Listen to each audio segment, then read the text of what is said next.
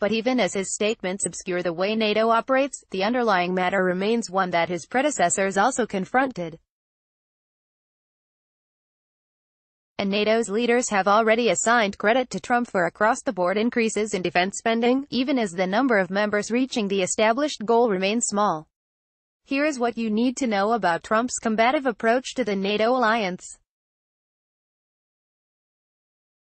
Established in 1949, the North Atlantic Treaty Organization's charter says the signing parties will seek to promote stability and well-being in the North Atlantic area, and will unite their efforts for collective defense and for the preservation of peace and security. There are currently 29 NATO members. The group's headquarters is in Brussels, where leaders from the member states will gather on July 11 and 12 for a summit. How is NATO funded? NATO is underpinned by the principle of collective defense, meaning members are expected to keep their own militaries in fighting shape in case they are called on to defend an ally. In pursuit of that goal, members are expected to spend a certain amount for their own defense budgets. In 2006, NATO set an official target for members to spend on defense, 2% of their gross domestic product. That figure was reaffirmed during the summit in 2014. But the target is described only as a guideline, and there is no penalty for not meeting it. Member states also pay into NATO to cover common civilian and military costs, and no nation is behind on those payments. Instead, it is the defense spending issue that has caused the most contention between Trump and other members. What will Trump say at the summit? By all accounts, Trump is heading into next week's summit prepared to take leaders to task for not spending enough on defense. It's an issue he's focused on since he was a candidate, even as he's used misleading language to describe it. Trump has described allies as failing to pay their dues and owing back payments to NATO, when in reality the shortfalls come in the nation's own annual defense spending. No country is behind in payments to NATO. Most recently, Trump bemoaned during a political rally that the U.S. is spending 90% of NATO, an imprecise claim that obscures how NATO actually operates. Total U.S. defense spending amounts to about 70% of what all NATO members spend on defense, but not all of that U.S. spending applies to NATO. Why is Trump down on NATO? Running for office, Trump routinely cast the U.S. as being suckered into protecting and funding the rest of the world, often to the detriment of American workers and industries. His message resonated with white blue-collar workers, who saw their government helping other countries while leaving them behind.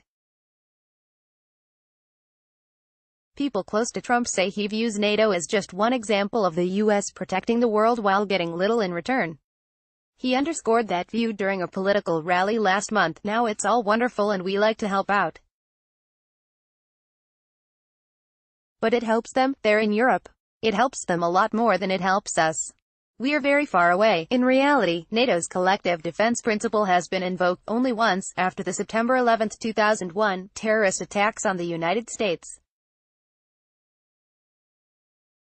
NATO helped lead anti-terror missions after the attack and eventually led the mission to rebuild Afghanistan's army after the U.S.-led invasion of the country. The International Security Assistance Force included troops from all NATO members. What has Trump told leaders? In letters to NATO members sent last month, Trump has reinforced his demands. He wrote to German Chancellor Angela Merkel that, "We need to find a way to overcome domestic hurdles in the interest of our collective security," and described his own political exposure in the matter. "I understand domestic political pressures against greater government expenditures, as I also expended considerable political capital to increase America's defense spending. How is that different from past presidents?" Trump's immediate predecessors, Presidents Barack Obama and George W.